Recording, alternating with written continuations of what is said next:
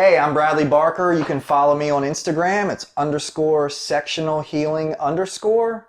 And make sure you hit that subscribe, okay? Hey, this is Louis T, IMOLT Podcast. Make sure you hit that subscribe button on YouTube. Look us up because we got a new episode. Champion bound to Malcolm X with a pinch of Christ. Catches with the jab, I'm Floyd May, my defense is nice. Crafted by a Mac, I'm embedded to get the cheese. Genius with the beats, this pop art and I move with ease. Genius. Heart cold, apply pressure. Got a special, we're bringing back Marvel Theory Monday. I got a special guest here for that. I'm going to let him introduce himself. Hey, my name is Bradley Barker, comic book enthusiast to the stars and furniture salesman extraordinaire. Yeah. I borrowed Bradley from Hunt4Greatness Podcast. I had permission from Alex. I'm here on loan, but he wants us to do one next week, I think. Okay. I mean, anything for Alex. Yeah, exactly. And make sure you check out Hunt4Greatness wherever you watch or listen to podcasts at. And, Spotify, YouTube, all of it. I'm on a couple of them. Bradley's on a lot of them. And yeah, some good stuff. But anyway, today with Marvel Theory Monday, this is, so far I haven't seen anybody else talk about this, so this is an IMOLT Red Couch exclusive. We are talking about, with the recent poor performance of Mulan, which is Disney, will that affect, or how will that affect Shang Chi?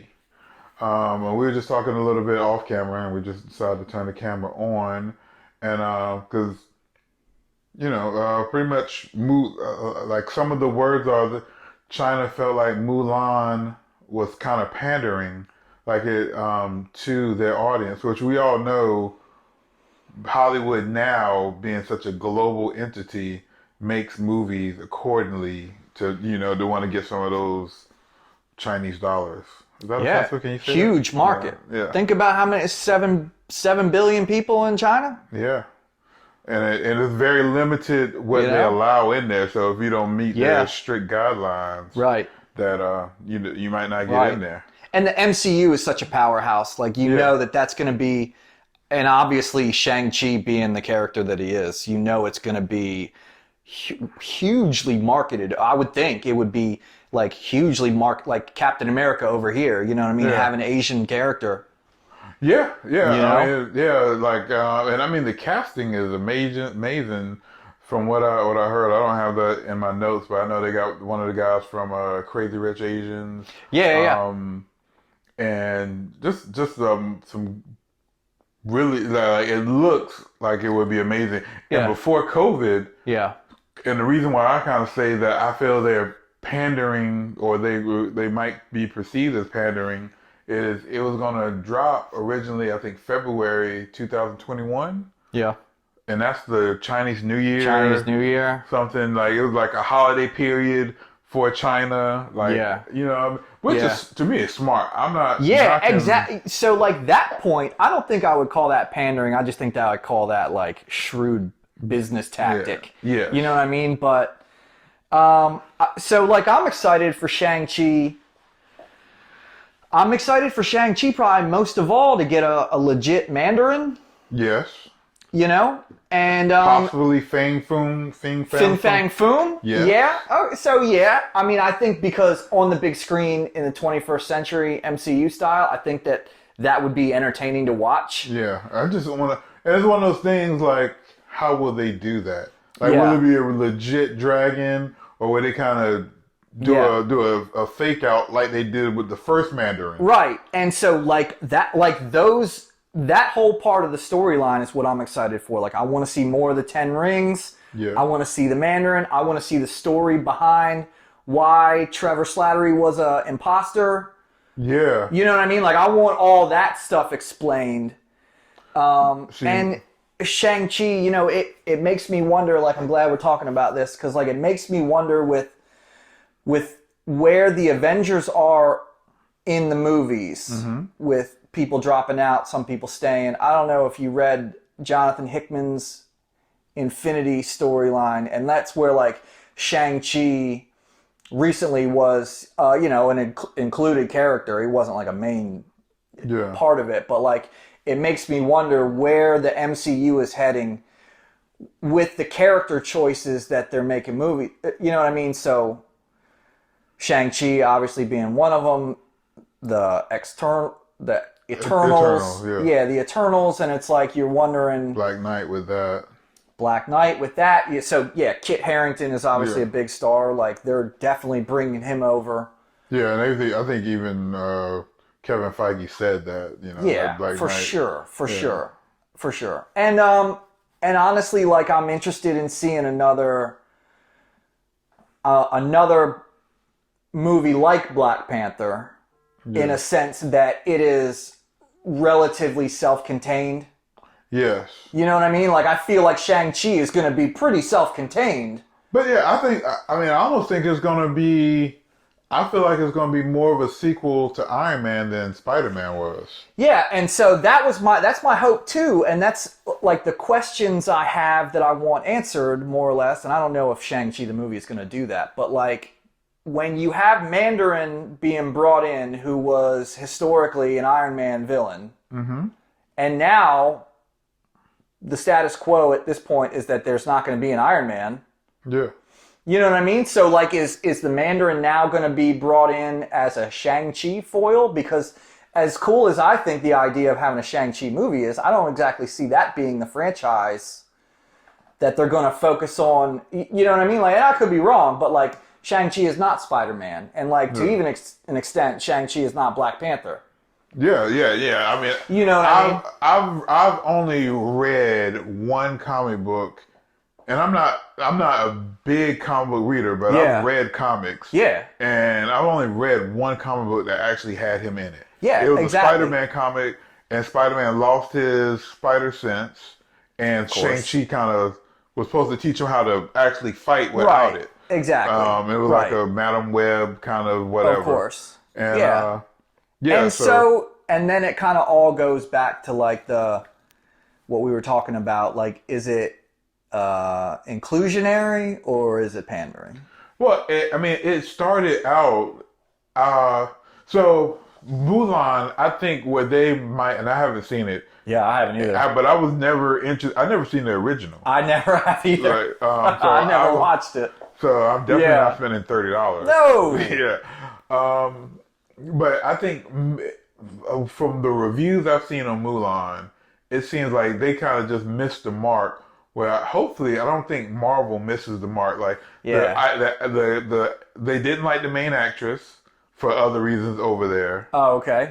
In China, the fight scene, the choreography. Which, if you don't have your choreography right in a movie like that for China, that's where you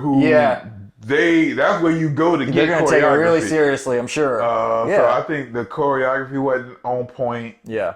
And it was just like a lot of things where it's just like, it was like a lot of C, where if you got to do that for them, it need to be A or better. Yeah, for sure.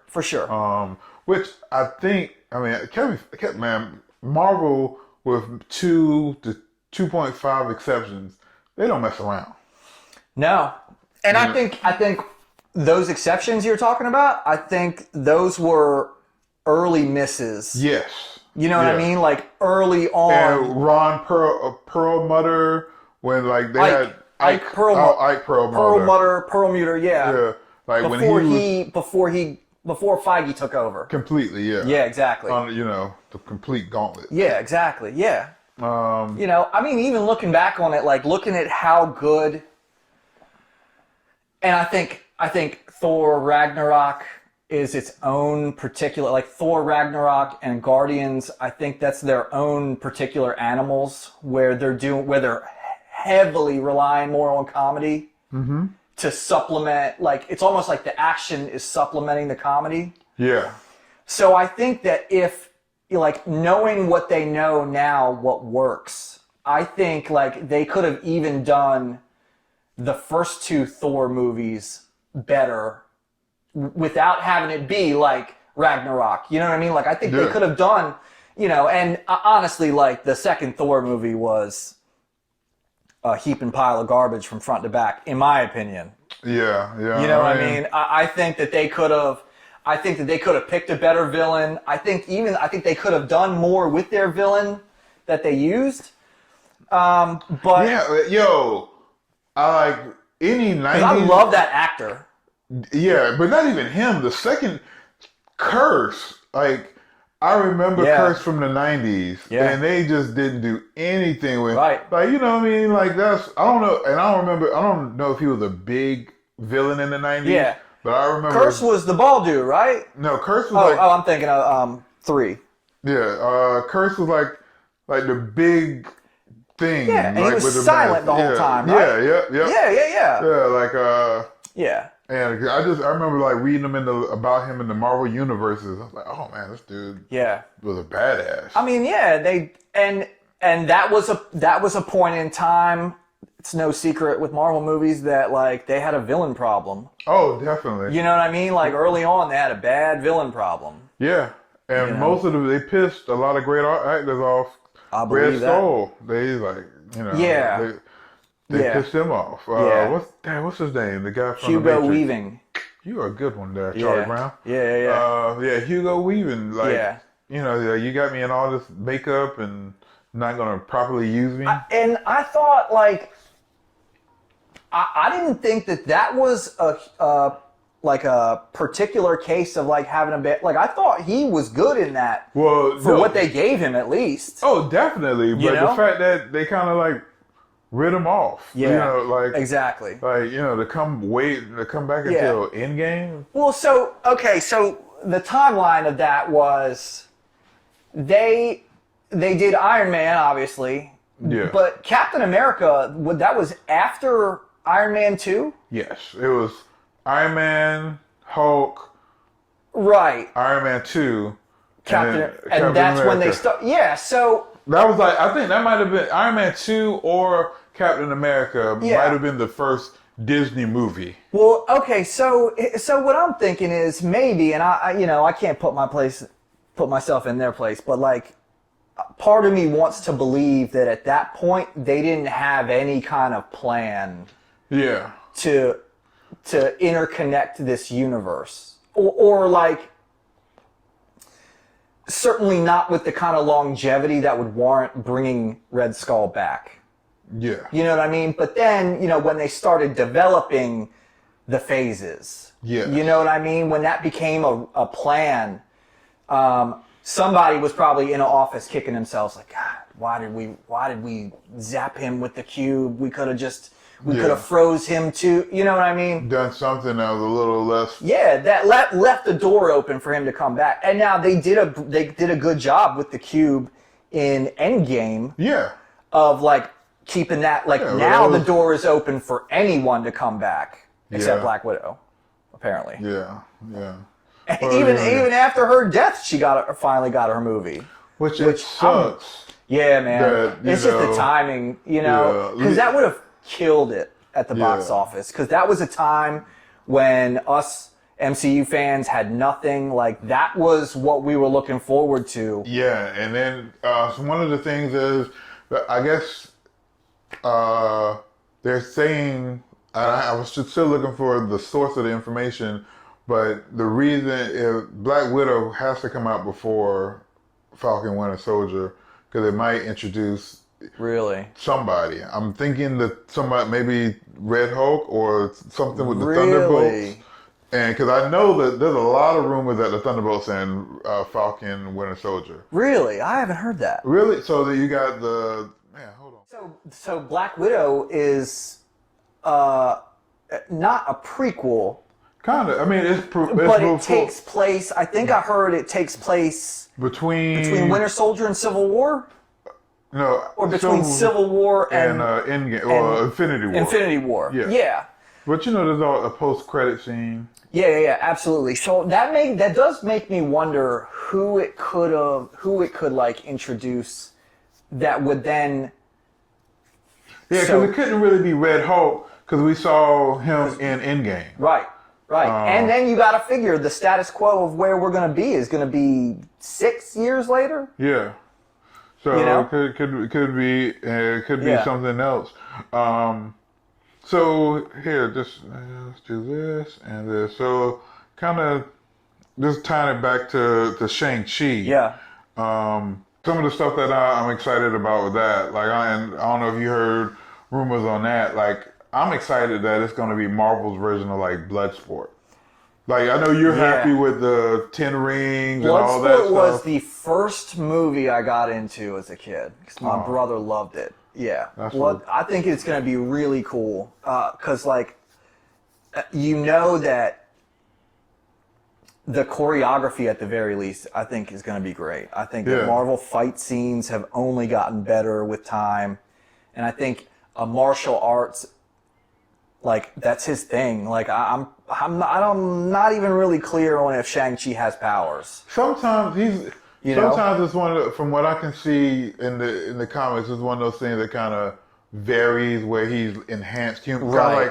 Kind of like Captain America. Yeah, okay, yeah. And then sometimes he's just a really good fighter. Yeah. But like sometimes he can make copies of himself. But you know, which is almost like he's moving so fast it looks like there's a copy. So you know, just depending on who's writing it, they kind of play with it. And there's like one other power that sometimes he may have. Yeah. And I think from what I've read, he's gonna have the multiple person. He's gonna have a little bit of power, like but you know, like it's low, you know, like street level type stuff. So I guess sort of like an ambiguous power set, like a Black Panther, probably. Yeah, you know what I mean? Like it's not really clear what powers he has, but like or really Iron Fist. Don't get me started on Iron Fist. Oh my God! It looked like it was finally going in the right direction. It really did, but I'm not going to get you started. I really did like season 2, and I thought that season 3 was going to be cool. Yeah. So we talked about some of the rumors that's going to be in there. We talked about Fin Fang Foom. Yeah. Which I think the rings might kind of come from his, because you know he's an alien. Yeah. You know, he looks like a dragon. Yeah. But I think it's going to be Black Widow. But between Black Widow and that, we're going to get some of the first mutants. That is the hope. I really think, now that you mention that, I really think where we're going to get mutants from is Eternals. I think we're going to get the origin of mutants in Eternals. Okay, yeah. Yes. You know, agree with that. And I'm gonna talk about this in our next video more. Yeah. But I think it would be dope if there was an Easter egg or something for Apocalypse in Eternals. That would be really good. Yeah. But supposedly Omega's Red, I've heard, is going to show up in Black Widow. Really? And he might be one of the fighters in Shang-Chi.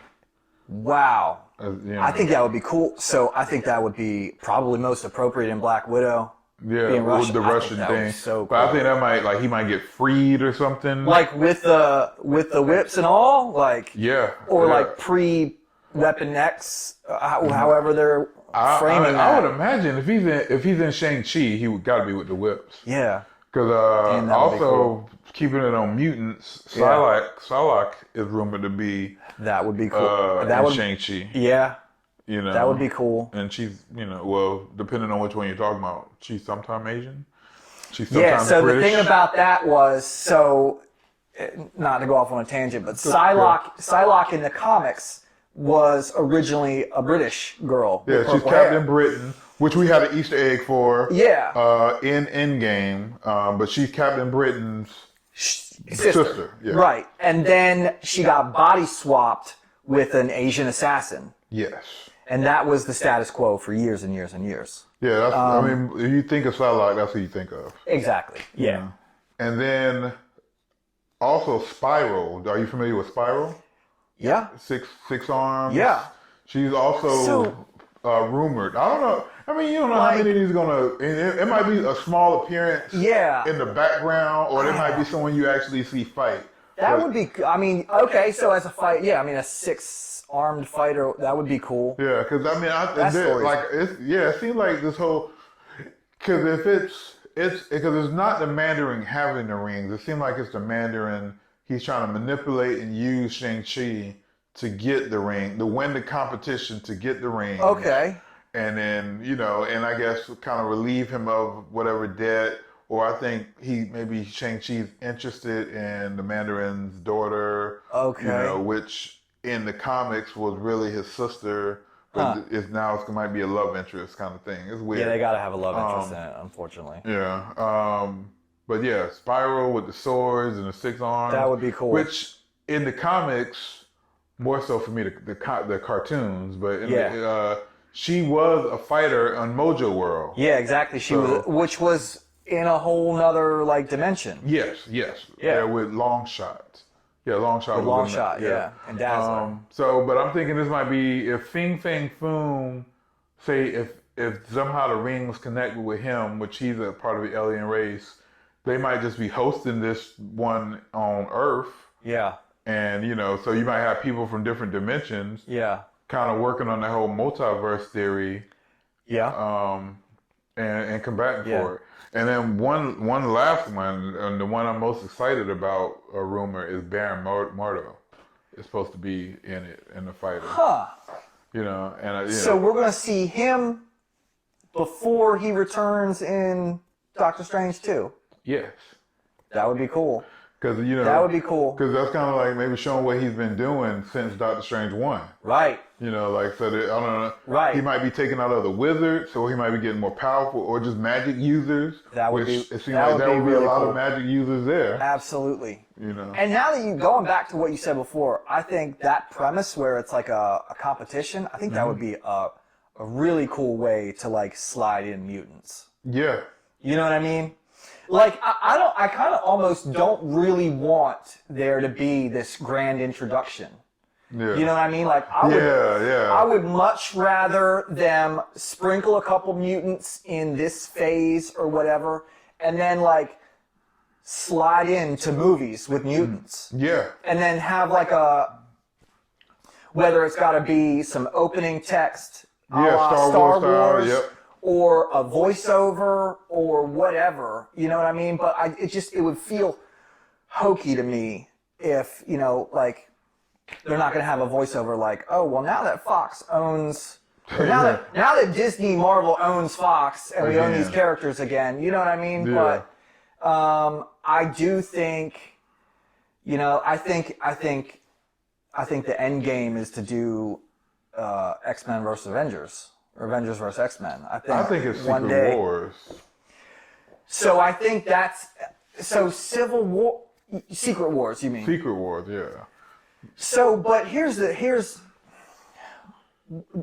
which Secret Wars? You know what I mean? Like you got the original, the first '80s Secret Wars, which is really kind of like all that is. It would be like Civil War on a grander scale. You have two factions. Yeah. You know what I mean? And then you have like what is now maybe the most famous Secret Wars is Secret Wars 2. What Hickman wrote. So this guy, Jonathan Hickman, man. You talking about the more recent one? Yeah, exactly. I'm familiar with the old school, and I'm not familiar with so that's what I grew up on was the original one, and so Jonathan Hickman is a genius, and he's done amazing things with the Avengers in the last 10 years, and he wrote the most recent Secret Wars, and that is like. You want to talk about Marvel opening up the door to like the multiverse? Like that's what it was. Like you have a police force and they're all Thors.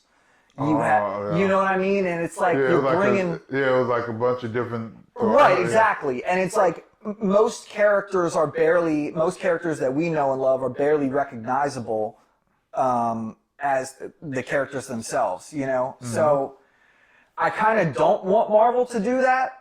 Because, you know, thinking of the average moviegoer, I think it would be super confusing.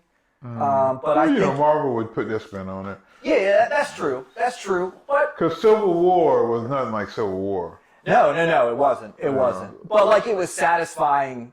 Yeah. It was satisfying as someone who I read and loved Civil War when it came out, and it was satisfying in a sense of like. This is their way of doing it. But I didn't feel like, you know, I didn't feel like it was one of those adaptations made dumb.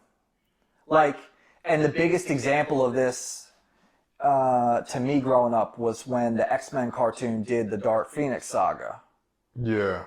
You know what I mean? That like was one of the best. To me, that's I don't know why the movies fucked that up twice. How could you fuck it up twice? Especially considering how bad they fucked it up the first time. Yeah. Like, you would think, like, that is one of the defining bad moments in Fox's X-Men franchise. And, like, they started making whole new X-Men movies because of that movie. Yeah. You know what I mean? Like, how could you get that so wrong? Yeah. How could you get it so wrong? Twice. Yeah, of and course. the cartoons got it so right. Yeah, the cartoon did it pretty well. I mean, I liked the format. You know, you only got 30 minutes, so they did a 5-part, like, epic event. But still, it had different. It still was one of those things, like, looking back on it, where as good as it was, it didn't feel faithful in a way to the comics. Yeah, exactly. Yeah. And I've always been, because, like, the first thing I ever read was a comic book. Mm-hmm. And I mean, I just have read comics my whole life, and I've seen these adaptations, and I'm just like, man, I feel like it would have been so easy for them to just do it. The Dark Phoenix. Yeah, exactly. I'm like, I feel like it would have been so easy for them to do it right in certain spots, and they chose not to. You know what I mean? But like, when what Marvel's doing with their movies are, when they get certain, like when they adapt a story or an arc or whatever, and it's not like faithful to the comics, like, for me personally, it's usually forgiven, because like, you can tell that like the writers know what they're talking about and care about the story. Yeah. And you can tell, it feels like that world's version of that story. Exactly. That's exactly right. And a lot of that all goes back to Feige. Like, he cares about these characters so much. He used to sneak Hugh Jackman Wolverine comics, because when they were doing the X-Men movies, they didn't want no comics on the set. Really? Yeah, like, that's why, That's weird, man. Who was doing that? I forgot who did those old movies.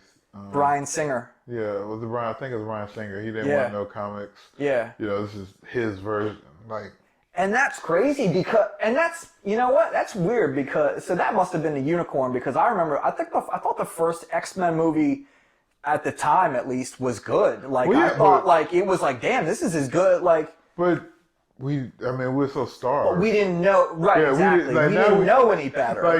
Like, back then, and I'll talk about it, it's like, I mean, my very first podcast was pretty much talking about Feast of Famine of comics. We talked, like, there was so many movies. I think I might have recorded it at the end of 17. It came out in 2000, the beginning of 18. Yeah. 2018, there were so many movies. Oh, yeah. What a good year. What a good year for comic movies, yeah. And it was like, I was like, I might not even go see all these in the theater. Right. But back when X-Men came out, you just like anything that looked like a comic book movie. No, absolutely. Because like, now there's so much actual comic centric stuff. I like, I don't need to do necessarily like, I realize how much of like fantasy and some stuff, sci-fi, I don't really like. But that was the closest thing to that escape for me. Absolutely. So. Well, and like fantasy, like what you're talking about, unless they're literary adaptations, like, you know what I mean? Then it's like, you gotta find and adapt well another Lord of the Rings. Yeah. That's what everybody's chasing that high. Right. That's exactly right. Like, everybody's chasing that. And I mean, sometimes, and we're so off the meter, but Witcher, I feel like Witcher is Witcher was cool. Yeah. Like, Witcher was cool. And that's another thing where, like, they picked a good property and, like, they did it right. And something, I can't even remember the name, but this was, I had to rewatch it. Yeah. I didn't get it the first time, but it was on Amazon. Yeah. And it had the elf from Lord of the Rings. He was the main character. But it was about fairies and pretty much. Something Carnival Row? Yes, Carnival Row. I watched like the first. I don't even think I got through the first episode of that. You gotta. I heard it was cool. You gotta just buckle through it. Yeah. Like it's that, and then it all starts. It's one of those things that now it makes sense. It all comes together, and then you almost want to rewatch it. Yeah, I love it. that. Yeah. But I'm with you. I'm like, man, this ain't really hitting. Right. I had to try. I had to watch the first 4 episodes of Game of Thrones 4 different times to muscle through it. Yeah, I couldn't do it. Yeah, I've heard that before. Yeah. We digress. So right. All right. So Shang. So you're pretty excited about Shang-Chi? I mean, yeah. And here's the, it's like I said before. I'm not even the most knowledgeable about Shang-Chi or even a particular fan of the character. But like, given the, like I'm excited for any Marvel movie. Yes. Honestly, but like. I was really puzzled at like their, when they announced these, I guess this is phase 4, when they announced these movies, I was like, man, I just got to trust the process because I don't understand why they're giving Shang-Chi a movie. I said, I don't think the world needs an Eternals movie. Yeah, that was you know what I mean? Like, I don't get it because it's going to be... I feel like I think it's all world building.